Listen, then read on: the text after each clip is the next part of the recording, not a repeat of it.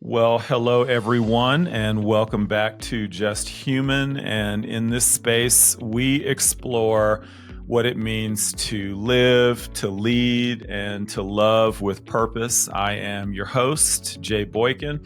So glad that you're here. I'm really excited about today's episode. It's a special one. So, as you may or may not know, May is Mental Health Awareness Month, and we're going to be diving into a topic that touches all of us, whether or not we want to talk about it or not. But mental health it isn't just something that we deal with when things go wrong. It's really a crucial part of how we show up every day, whether it's in our work, in our relationships, and just how we feel about ourselves. And so to help us unpack all of this today, I am super honored to be joined by someone who's actually been a big part of my personal journey and who brings a wealth of real world wisdom and experience to this conversation. So, Dawn Swan, how are you? Hey, Jay, I'm good. I'm so happy to be here with you and a tad nervous. I was just thinking about the fact that it's the Just Human, right? Just Human, that's the name. It is. I was like, this is the perfect place for me because I am just human and I am just showing up with a little bit of nerves and a little bit of excitement, which oddly enough, those two emotions feel very similar, excited and nervous. Yeah, so I'm happy to be here and excited. Well, I'm glad that you're here. Don't be nervous. We're just gonna have a conversation. It's gonna be fun, and I really appreciate you taking time out of your busy schedule to hang out with us. So, Dawn, you've got a ton of acronyms and education and all of these great things that go behind your name and your title. But tell us a little bit about your background and maybe what even led you to get into what you're doing. Yeah, for sure. That's funny. I don't feel like I have a ton of acronyms compared to other people in my field. I don't have very many, but the ones that I have mean a lot to me. The things that I've been able to study and that have helped me learn more about human functioning and learn more about myself. I am so grateful for those. But yeah, my story, my background, I grew up in the Caribbean. My mom is from the Bahamas. My dad is from South Georgia. So I grew up with this interesting, Southern Caribbean hybrid culture, right? Which makes me a lot of who I am today. And my father is and was a minister, a pastor. So I grew up from my earliest days, the daughter of a preacher man, and grew up in church as surrounded by people all the time. It was a pretty big congregation. And so we were always surrounded by people. And I think growing up in that context is one of the things that drew me to this line of work, right? There was always a strong value on relationship, whether that was relationship with God, relationship with people. And so I became good with people. And so, as I grew up, I realized that was a strength of mine and something I was interested in, always curious about relationships and what made them healthy or not healthy or work or not work. And so that kind of followed me, growing up in the church, as I went through school, trying to figure out what do I want to do with my life, as we all do, kind of ask, well, what are my talents? What am I good at? What am I interested in? And so all of those questions led me to people. So I knew I wanted to work with people. And I went into college thinking I was either going to be a teacher or a therapist. Okay. The two big, people professions. There's many more, but, and I actually started out, I did a very small pre-internship with a high school English teacher, and I enjoyed the kids, but then I saw her leaving class that day with a stack of papers. And I was like, what are you doing? She's like, oh, I have to take these home and grade these all tonight. And I was like, is that every night? She's like, yeah, almost every night. And I thought, okay, no. That's not the kind of life I want, because I knew I wanted a work-life balance. I didn't want my work to always follow me home. So at that point, I pivoted to a psychology degree and then finished my bachelor's in that, and then got a few jobs in the psychology field that you can get with a bachelor's degree, which were some pretty intense, pretty difficult, high-stress jobs. And so I almost considered leaving the field altogether, but then realized, you know what? No, I still want to work with people, but in a more one-on-one context. And so realized I needed to go to grad school to do that. Got my master's, and then began my journey of working, with individuals and couples. And that kind of took me to where I am today. There's a lot more to this story, but I don't want to keep going on and on about that unless you have other questions. No, well, thank you for that. No, that is great. I don't know that I realized that you were from the Bahamas, that you were born in the Bahamas. So I was actually, it's a technicality. I was born in Florida, but moved to the Bahamas when I was 8 months old. Okay. So essentially from 8 months to 16 years old, I lived in the Bahamas, and then moved to South Georgia, which was a whole thing. Okay. Well, that's a different conversation. We'll have to talk about the Bahamas because I love the Bahamas as well. Yeah. So, Dawn, mental health it's so important. And I'm curious, why do you think that talking about mental health today is maybe even more important than it's ever been? So I love that question, Jay. And I was reflecting on that, as you sent me some of these questions. Can I ask, could we bump that question after we talk about kind of what is mental health? Because I think as we talk about what is positive mental health, it'll make more sense why we need that more than ever.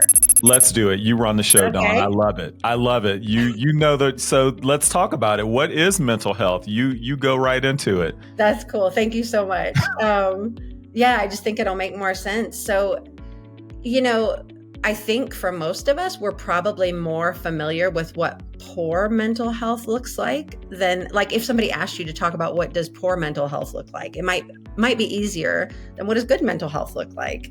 And that can be kind of a habit, I think, in a lot of domains. We talk about, the problem we want to get rid of, but what's the optimal that we want to retain or cultivate, right? So I remember years ago being at a conference for counselors, and there was a neuroscientist who was presenting. His name's Dan Siegel. And he was the first person I heard who explained mental health kind of in this way that made a lot of sense to me. And he talked about optimal mental health being characterized by flexibility, psychological flexibility, and adaptability. Like that we can pivot, we can handle different emotions that come up in different ways. So this idea of flexibility and adaptability, and then emotional resilience. Now, those are kind of big words. And I know you asked me to break this down for somebody who might not be familiar, but keep those in mind. And I love the psychological flexibility. I love metaphors. You know this about me, and like object lessons. And to explain the flexibility, I'm going to show you. You guys have all seen these little guys in front of car dealerships. We call him the wavy tube guy. Yeah. Right? So the wavy tube guy is a great metaphor for flexibility, right? Okay. So groundedness and flexibility. Like he's got the weight that keeps him on the ground, right? But as life comes at him, as the winds come at him, he can bend and pivot and move and be flexible. He's not rigid. Like if we put a cement version or some kind of a metal version of this guy out there in the winds, eventually strong enough winds come over and he's going to topple. Right. But he's strong because he's flexible. He's grounded and flexible. I love that. That's a great analogy. I love it. Isn't that great? And yeah, so really that psychological flexibility. I also love the phrase of like, if all you have is a hammer, everything looks like a nail. Right. Like if you only have kind of one way of coping, one way of moving through the world, that's more of what we call like that, like rigidity. And really a sign of psychological health is that flexibility. Right. So does that kind of make sense? It really does. I like that a lot, in that, really in our best state, being in a place where we can handle some of the things that life's going to throw at us, and we can be flexible and adaptable. Those were, a couple of great words that I think are really many people can resonate with. Yeah. Yeah. And I know it's kind of a broad thought, but yeah, that's one marker. Like if you want to say, we're looking for mental health, optimal mental health, that flexibility and adaptability is one sign. Another sign is like an emotional resilience. And so this piece, I sometimes think of like, we're all born with the same innate set of human emotions that were given for good reason. Like emotions are basically just signals, like emotional signals that we put out into the world or that our body sends to us to let us know that we need a certain response, right? If we're sad, we need comfort. If we're scared, we need protection or reassurance. If we're angry, it's an emotion that says, I need to stand up for myself, or I need to protect or set a boundary. So we're all born with like this full crayon box of emotions, right? But of course, depending on what context we grow up in, we may watch the people around us and realize like, oh, certain emotions aren't really welcome here. And so maybe if my anger causes a problem, I'm going to want to pull that red crayon out of the crayon box and like try to do life without that red crayon. But ultimately, we need all of those emotions for a reason, right? And so we come into the world with this crayon box, we get different messages about what emotions are and are not acceptable. And that thus begins the struggle with like emotional health, mental health. So that's a big thing. And again, I'm going to go through a bunch of metaphors because you asked me to kind of make it relatable. The emotional resilience. I thought of that song this morning. Do you remember this song that I get knocked down, but I get up again? You're never gonna get me down. Oh yeah. Knocked down, but I remember it. I had to look it up. It's by I think the band is called Chumbawamba, which is hilarious. But anyway, but it made me think of that like emotional resilience. Like, do we have the ability? First of all, do we feel safe and allowed to feel all of our emotions, right? And then when they come up, can we kind of ride the waves of that, right? So if we feel, people that have that emotional resilience, which is kind of this other marker of health, they can, first of all, they can allow all the crayons to be present in the box. Okay. They don't have to get rid of any of them, which is really complicated and hard. How do you get to that place, right? That's a big thing. But then when these emotions do come up in them, they're good surfers. They're good. They can ride that wave. That wave of sadness may come up. And instead of trying to fight it off or push it away, they can just kind of hop on that surfboard and ride that wave out, because emotions will come and go. They will resolve. There's actually some research that shows that emotions will come and go as quickly as about 90 seconds, 60 to 90 seconds. Wow. If we don't fight them. So if we can hop on that wave and allow ourselves to ride that wave, they'll naturally resolve. But the problem is if those emotions haven't been allowed in our life, in our history, or if they've become threatening or scary, or we've become unfamiliar with them because we threw the crayon behind the playground, then we get nervous and we can't just allow that wave to ride it out. We start fighting, and then it becomes more like we're getting caught in a riptide, right? That emotion starts to come up, and instead of jumping on the board and riding it out, we start to fight. And then the more we resist, what we resist persists. Okay. So if you've ever gotten caught in a riptide, right, or seen someone or known someone, the worst thing you can do is fight it, because it'll just keep you stuck, and eventually you'll wear out and go under. But to let go and just ride that wave can be scary.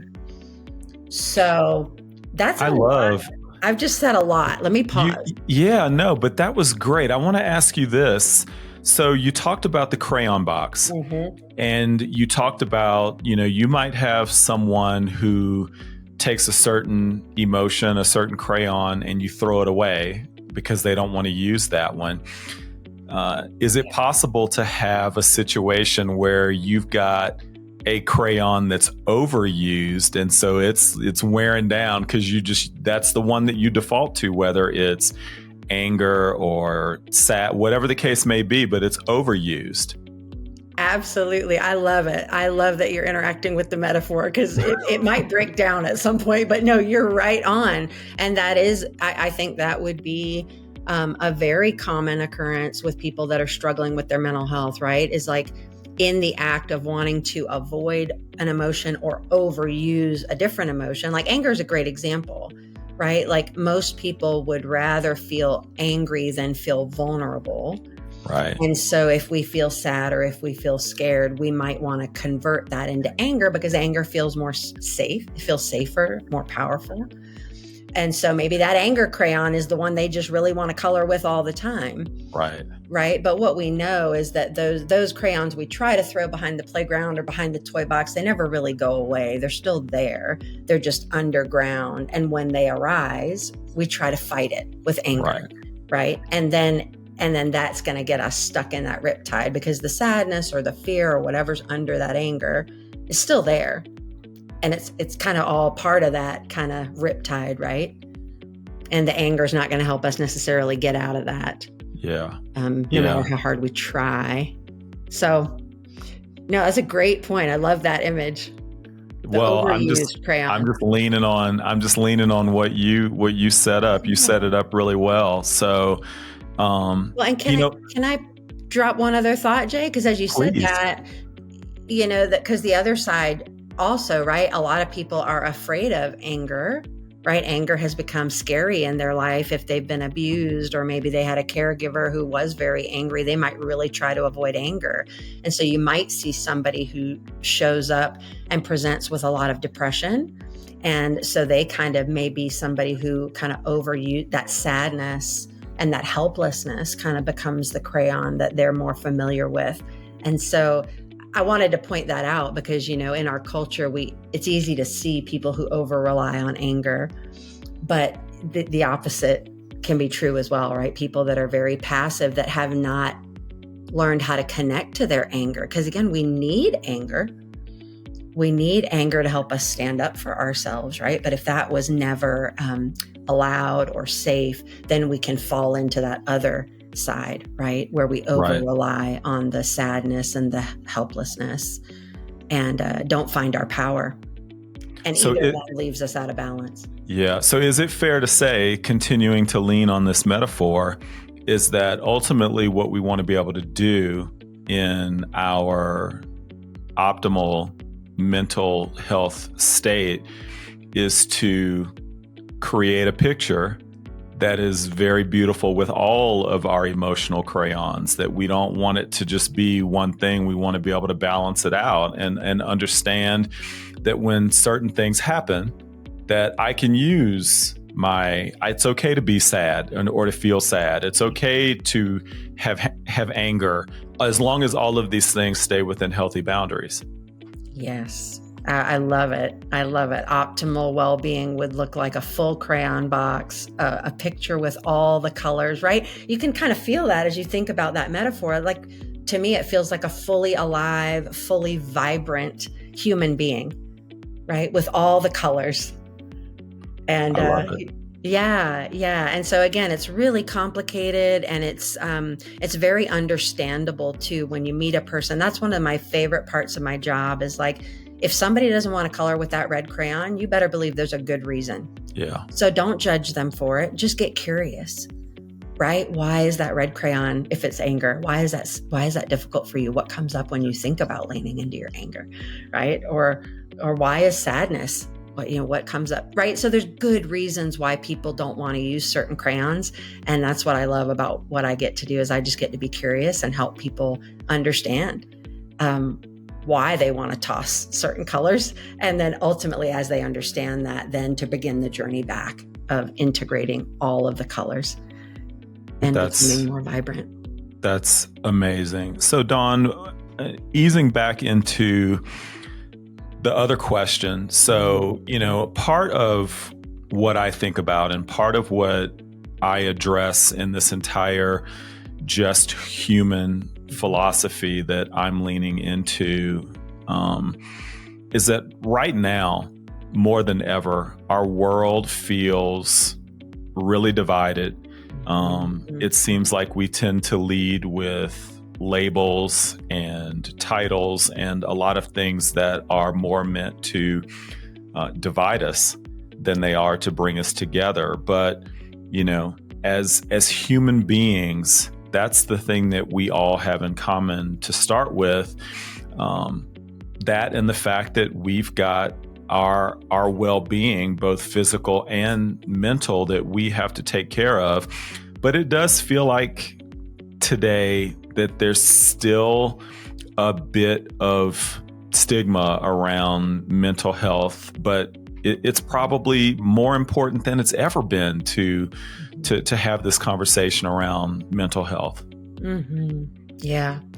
Thank you. So bringing back that question that I asked you to hold back on. Yeah. And the reason you're right, like the division and rigidity is the word that, again, the opposite of flexibility is rigidity. Right. And I think as we look at our country and we see all of the division, like it's so easy to see that, right? Like I'm in this team over here and I'm rigid, and I'm in this team over here and I'm rigid, and we're divided and we're just banging heads. And there's not, what's missing in a lot of ways, in my view, is this, right?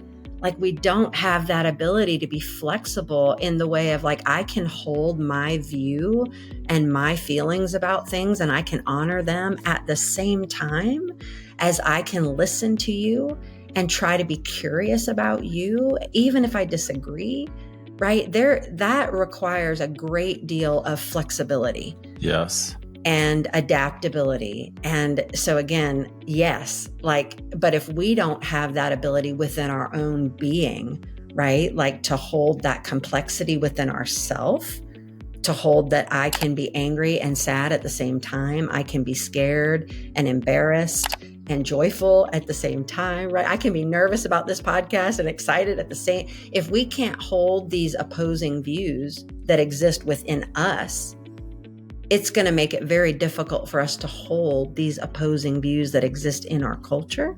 Right. And have the flexibility and the psychological and emotional, right, adaptability that we need to come together and listen to one another. Yeah. And you said something there. A good part of this, it reminds me of, I know that you've seen this, but there are those pictures. The one that comes to mind immediately is one that, depending on your perception, and that's the word that I want to lean in on, is perception. In this picture, you might see an old woman, mm-hmm. or you might see the young woman.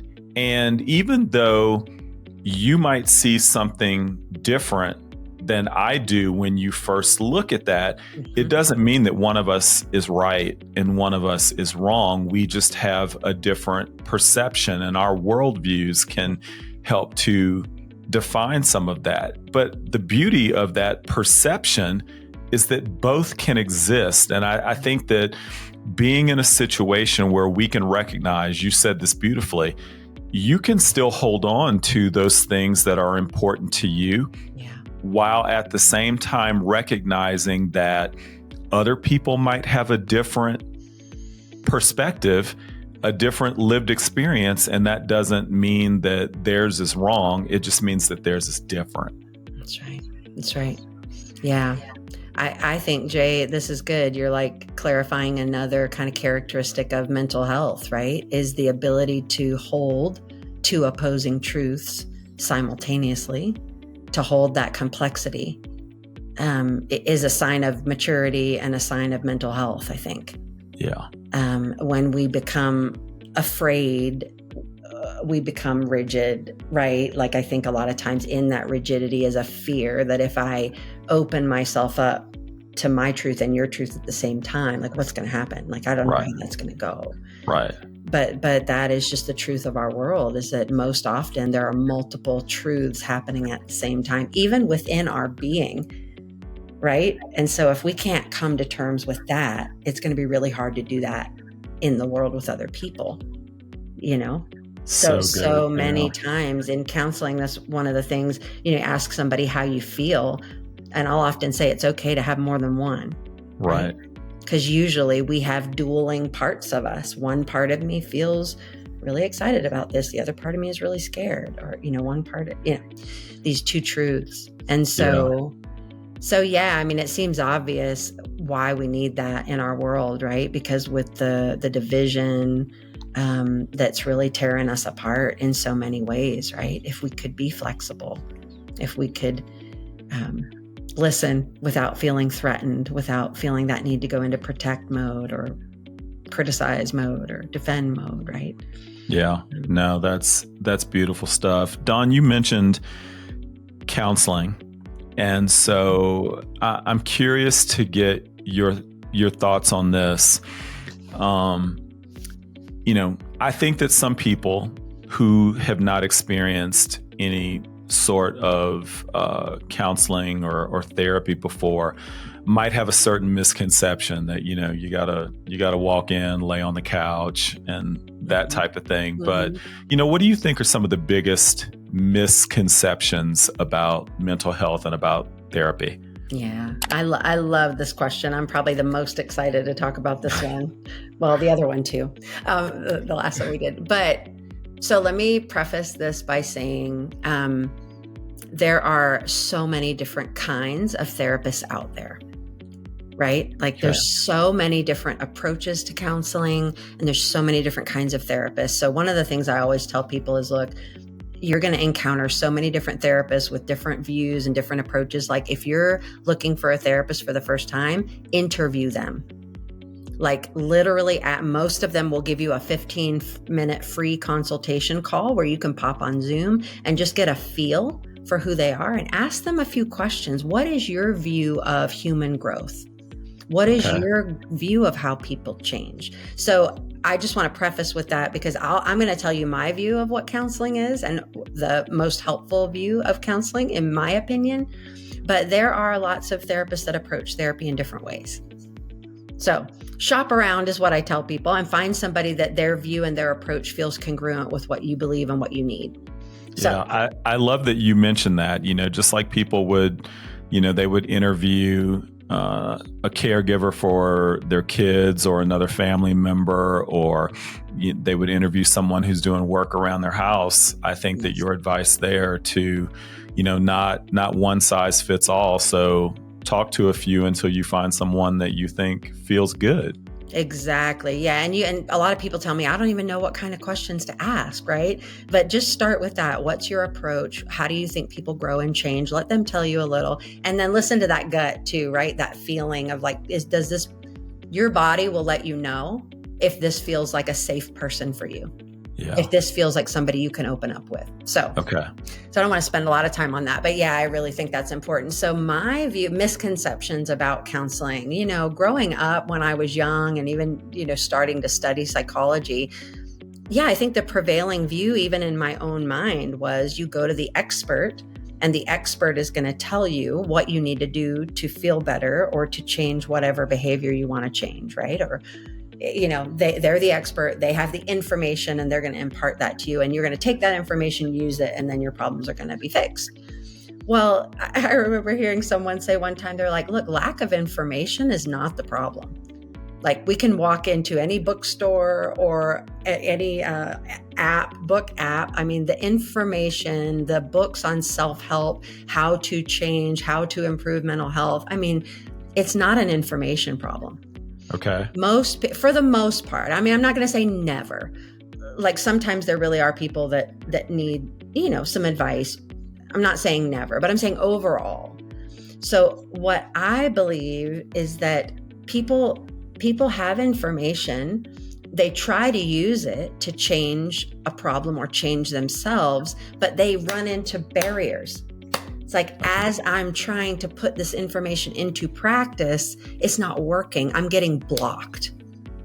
And so what I have come to believe is that the way that I can be most helpful as a therapist is to listen to people talk about, what have you already tried? Where do you find yourself getting stuck?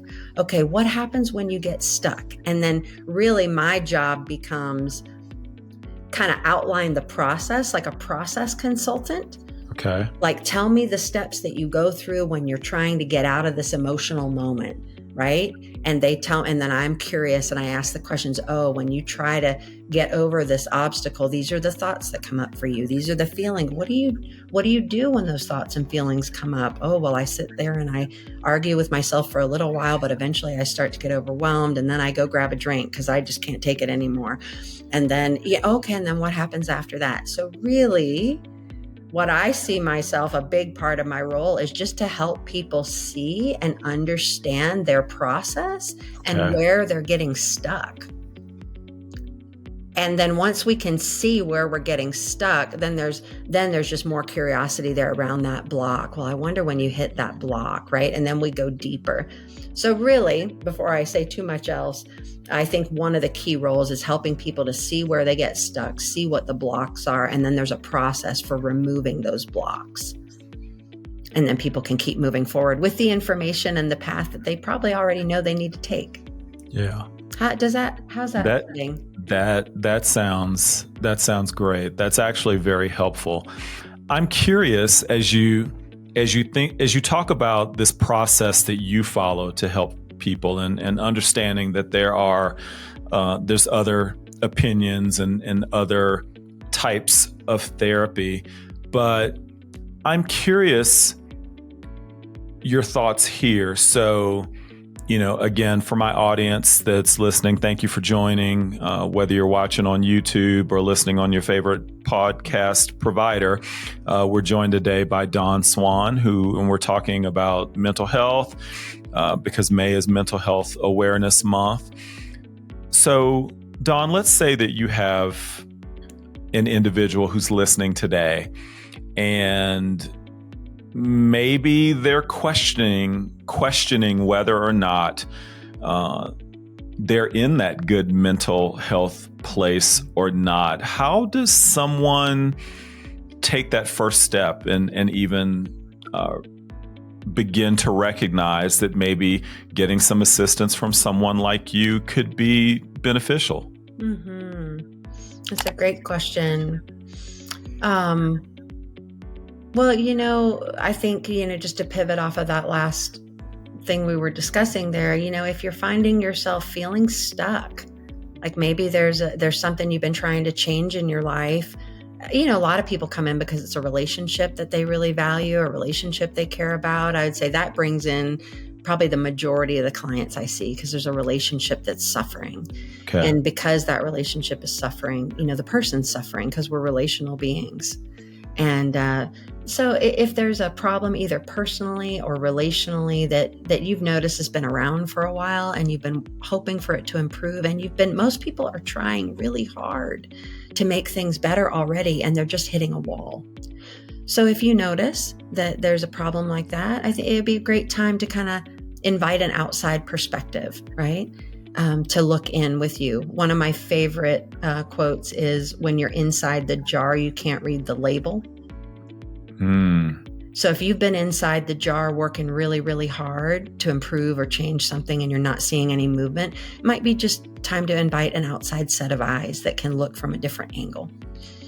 So that would be one thing. And then I think there's, many markers that we notice when people are starting to struggle, those things like, sleep disturbance. You're sleeping a lot more, sleeping a lot less, just not sleeping well. Appetite changes, right? These are kind of the individual symptoms people will often start to see. A lot of anxiety. Anxiety is pervasive in our culture, but we're all moving so fast that sometimes we just think it's normal. That anxiety, but oftentimes when we're alone, we're like, gosh, I just can't ever seem to slow things down on the inside, right, even when I want to. If you're not enjoying things in your life the way that you used to, things that used to bring you joy are kind of like, I don't know if I really want to do that anymore. Or if you're noticing you're withdrawing from relationships and starting to just wanting to be alone and being more isolated more than you used to be, that can be a marker too that something's starting to brew under the surface. Wow, that's good counsel. It's interesting. When you and I first had the opportunity to meet many years ago, in talking about anxiety. Anxiety was something that I, at that time, had struggled with the majority of my life. To be honest with you, I thought that it was just normal for me to feel that way. I thought that that was my normal place. And as I fast forward to where I am today, and that anxiety is no longer a daily constant feeling. It's not that I don't get anxious about certain things, but it's just not there all the time. It is amazing how good I feel. And I think back being a man and being a Black man. In my community, there are a lot of stigmas around those mental health things, and people default to, well, you're crazy if you're seeing a therapist, that type of thing. So, I mean, why do you think that some of these stigmas still exist, and especially for men? Oh boy, there's just so many reasons, Jay, and I,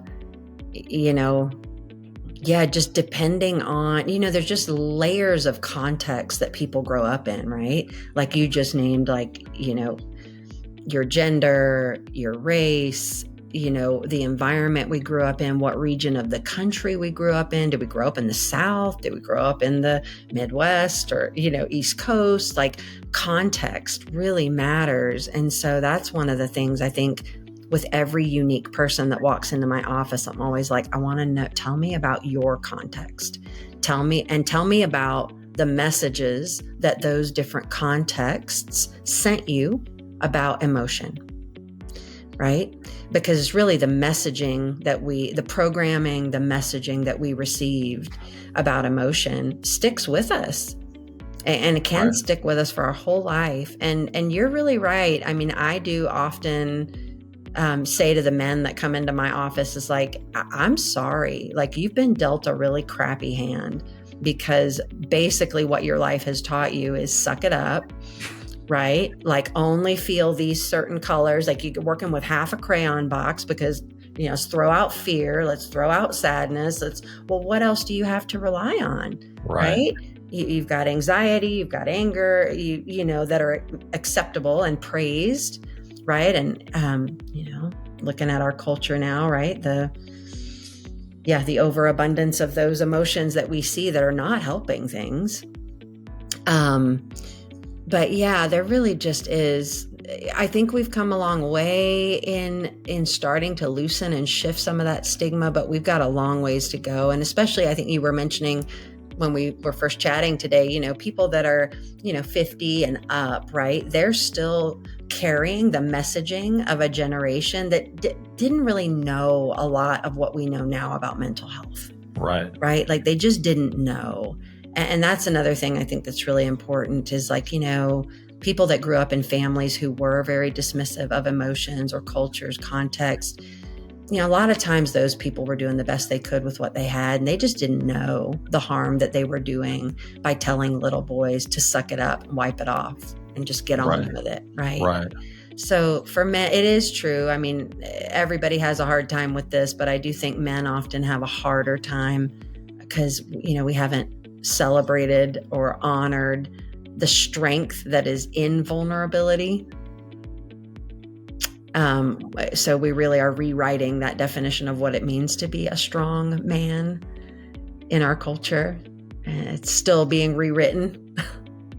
Yeah, you really are creating a great segue there, because as I have continued to read a lot of books on leadership and read a lot of books of some of these individuals who have created some great companies with some amazing cultures, there's something that is becoming more common, I think, is those leaders being more vulnerable and recognizing the fact that they don't have to have all the answers and they don't have to be perfect all the time. And it's that in vulnerability that can almost make us stronger, that, people are drawn to those stories, and people are drawn to individuals that are willing to show their imperfections, and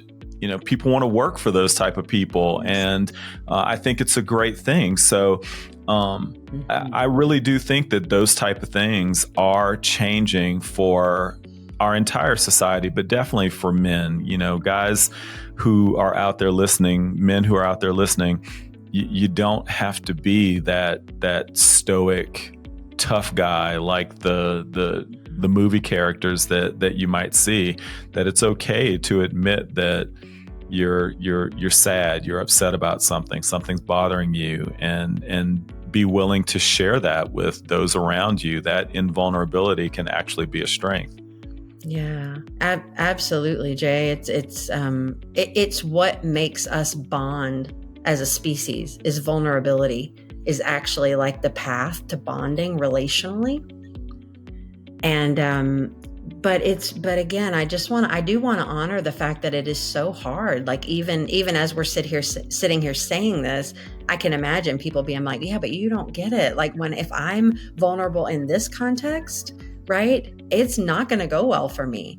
Or if I'm even vulnerable with my partner as a man, right? Sometimes women get scared. Are you going to be strong for me? Or maybe that wife or that partner hasn't gotten in touch with her own vulnerability. And so there are, it is hard. So I think really looking for safe contexts where you can practice vulnerability and know that your vulnerability will be met with care and support. Because it's risky. If you stick your neck out there in the wrong context, right, you might get that same message again that like, oh no, this is not wanted. Right. So it's a risky move, and it's so important. So I would just say, like, really find those spaces where vulnerability is safe to practice. Maybe you have one friend or one person that like, hey, I can show up and be vulnerable here. They're not going to judge me. And if you don't have any of those spaces in your personal life, maybe that is where even finding a therapist like that values vulnerability and say, hey, I have a hard time with this. Is this a safe space for me to practice this here with you? And there are some really cool groups, some men's groups, that I've learned about that have this same value. There's one called Everyman that I learned of recently, and the leader is an emotionally focused therapist, which is the same modality that I use. And he has an online group of men that want to grow stronger through embracing their vulnerability. So there are safe spaces to practice this. But I just appreciate it can be risky in the wrong context, right? Yeah. That's why we don't do it. That makes sense. That makes a lot of sense. Dawn, I want to go off script a little bit, but I think you got this. So a lot of the work that I'm doing here lately is with small business owners. And, these individuals are people who are extremely talented at whatever their craft is. But many times these small business owners are wearing 50 different hats at one time. They're having to be the leader and the HR person, and they've got to deal with the accountant. They've got to deal with all of these different things. And it's stressful. It is super stressful for them. And so I'm wondering, for those high performing professionals, those small business owners, those leaders, this sort of goes back to what we were talking about before, but just how important is it for them to make sure that their mental health is taken care of, just like their physical health, their financial health, all of these different things that go along with their business. These folks as leaders, that's a key part of what they need to take care of as well, right? Mm-hmm. Oh man, absolutely, Jay. I'm just like, I'm letting it hit me, kind of as you were saying, I can feel the pressure, right, of being the one who is responsible for so many different things, so many different people, as you're saying, they're connecting with this person and that person. There's so much on their shoulders.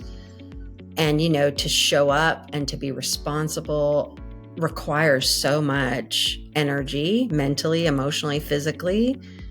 And I feel like I'm just beating the same drum here, but I think it's the drum. It's the important drum to beat. Is like when you're giving that much, right?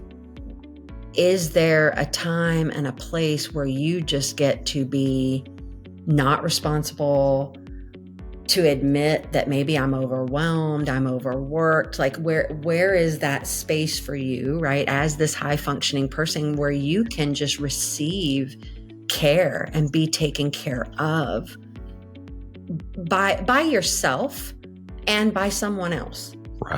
Right? Because it's amazing. Like you said, these high functioning professionals, you step back and admire the heck out of them and what they do. But again, back to your podcast title, they're just human. Right. And all humans are going to hit a point where they're maxed out and they need to be filled back up. So I think that twofold thing, right? How do you fill yourself back up? How do you care for yourself?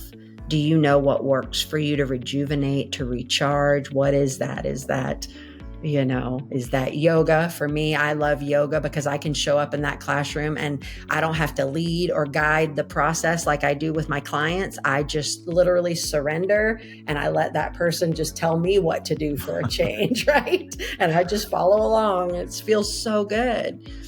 But what are those things for these high functioning professionals who carry a lot of stress that let you shift into a different mode where you can be cared for, you can be guided, you can receive? Somebody can help you the way you help your employees. Like, do you have that space? Right. And it's so closely connected to people, right? We need to be able to do these things for ourselves, but we learn how to do it well for ourselves as we receive it from others. So people who grew up in a family where they received a lot of care, they received a lot of comfort, they received a lot of support, they end up being people who can comfort themselves, care for themselves, and support themselves well. If you did not grow up in an environment where you received a lot of care, comfort, and support, you might struggle to know how to do that for yourself. Right. So I would just say to those people, just be sure that you have a space where you can shift into a different mode on a semi-regular basis, right? And that's going to be different for everyone, but you're probably going to need it at least weekly. I would say more a couple times a week, where you get to receive. I really like that, Dawn. And you sort of, you gave a little bit of a clue as to the other question that was a little bit off script where I was going. But, for someone like yourself, you are a caregiver professionally and you are a caregiver personally because you're a mom. Mm-hmm. And so you've got folks that are relying on you and that you're taking care of constantly. And so it's got to be super important for you to make sure that you're taking care of yourself so that you can show up well for those people that depend upon you. And so you mentioned your yoga, and that's one of your things. And so, how are you making sure that you're taking care of yourself so that you can show up as the best Dawn every single day? Yeah, so such a good question, Jay. Yeah, and I don't always keep it in balance, right? Sometimes I know my body starts to give me clues that I'm not doing enough of that. But yeah, I do have a few different therapists who are mentors and friends that I meet with on a regular basis where I can just show up and say, I don't know what to do. Like you said earlier, right? The best leaders are often the ones that can show up and say, I don't know. Yeah. I don't got this.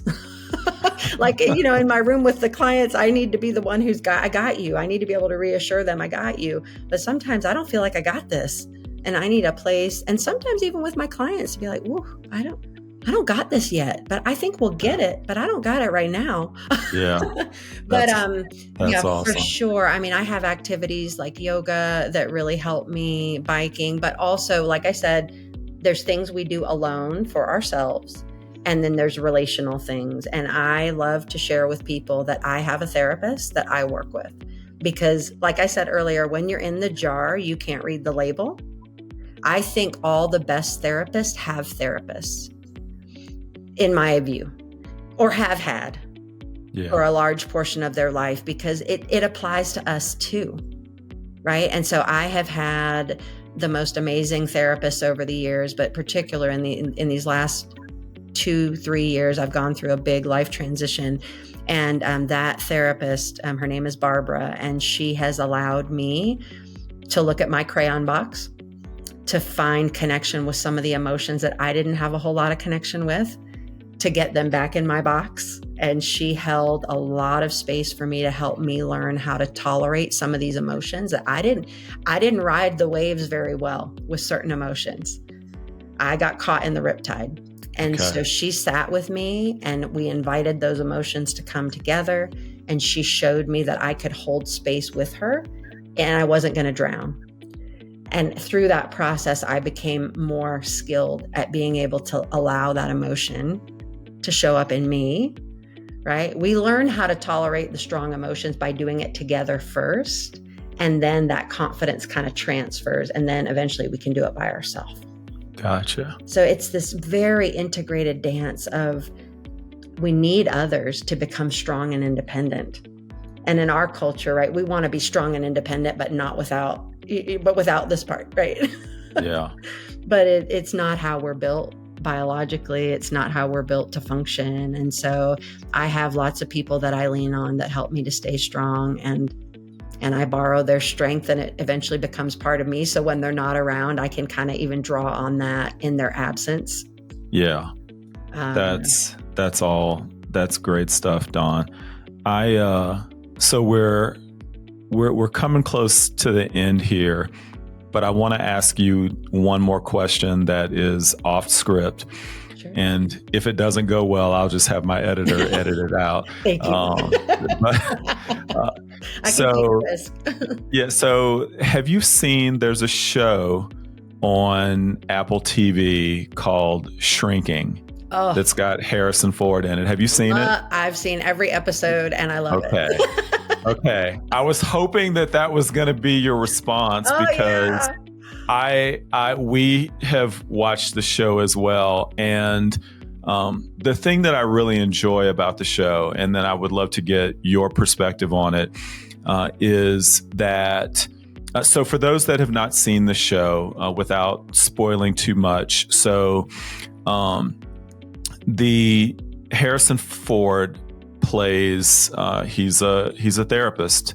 I don't know if he's a psychologist, psychiatrist. I'm not sure, but he's like the leader of this firm, this counseling firm, and the other main character, whose name it's escaping me right now, but he lost his wife, and Harrison Ford's character is going through some health issues, and then there's relationship issues. There's, issues with children. There's all of these different things.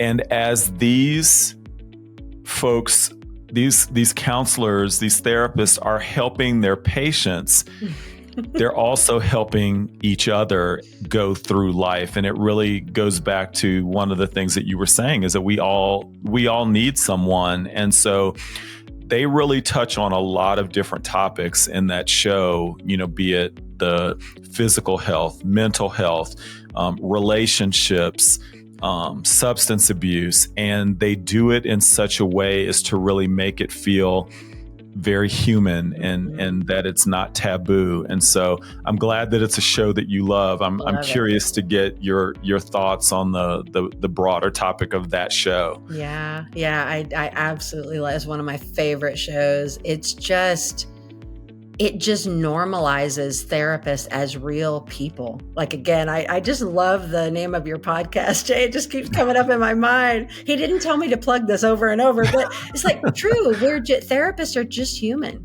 And I still have your Venmo. I'll just send you some thank you. Venmo. Cha-ching. Oh, no, it's just so good because we're all just human. And, there's a book, I can't remember the author, but it's like The Wounded Healer. Is that Henry Nouwen maybe? But I'll have to look it up. At any rate, it's the title, just The Wounded Healer, is like, that's where we're all at, right? We're all wounded. And we can all be a source of healing for each other. And I think that's what this particular show just embodies. It just highlights the woundedness or just the humanity, humanity of these people that are stepping into this role as like a healer. And they do facilitate a lot of beautiful healing simultaneously as they're struggling with their own brokenness, their own woundedness, right? And so that for me is just what I believe about therapists. And I think it makes therapy so much more accessible when you can walk in with that view, right? Again, this isn't a perfect person. This is somebody who's outside the jar. They're outside of my jar enough that they can have some perspective and help me see. But when they're inside their own jar, they struggle to see also. And so, in the show, you watch them help each other. At some point, Harrison Ford is counseling, Jimmy and helping him see. And at some points, Jimmy's helping Harrison Ford see his blind spots. And then, so this beautiful paradox of like, you don't need an expert to fix you. You just need a fellow human who's outside the jar that has wisdom and insight to share. But just remembering that they also need the same thing when they're in their hard, stuck places. And you're normal. And to me, if we can embrace that, then you can walk into a counseling office knowing that it's like, I'm not the broken one showing up here to be fixed. We are all wounded. We are all imperfect. We're all just human. And we're showing up to help walk each other home. Yeah. That's so good. So I highly recommend. So, this is not Apple TV is not sponsoring my podcast, but shameless plug. If you want to, I'm open to that. Just reach out. #JustHuman. But Dawn, it's been so great to have you on the episode today. I feel like we could talk for a long time. I do want to again just say thank you for being a part of my own personal journey and just taking the time to sharing some of your perspectives with my audience today. Thank you so much, Jay. It's been a long time since this is my first podcast ever, actually, to be honest. And so it's a great opportunity. I'm just honored that you would ask, and I have so much respect for you and what you're doing here on your podcast. So thank you for allowing me to be a part and to share some of these ideas. No, it was really great. So for my audience here with Just Human, thank you so much for being a part of the show. Thank you for taking time to watch or listen to this episode. Just remember that the whole point of this podcast is just to focus on the fact that we are all human beings, flaws and all. We're all trying to find our purpose, live our best lives, support our families, whatever the case may be. But the more that we can do it together, the more that we can support each other, the better. So as Dawn alluded to earlier, find those folks, find that community. And if you're someone who is even feeling a little bit like you might need to talk to someone, don't let any stigmas or fears or stereotypes keep you from doing that.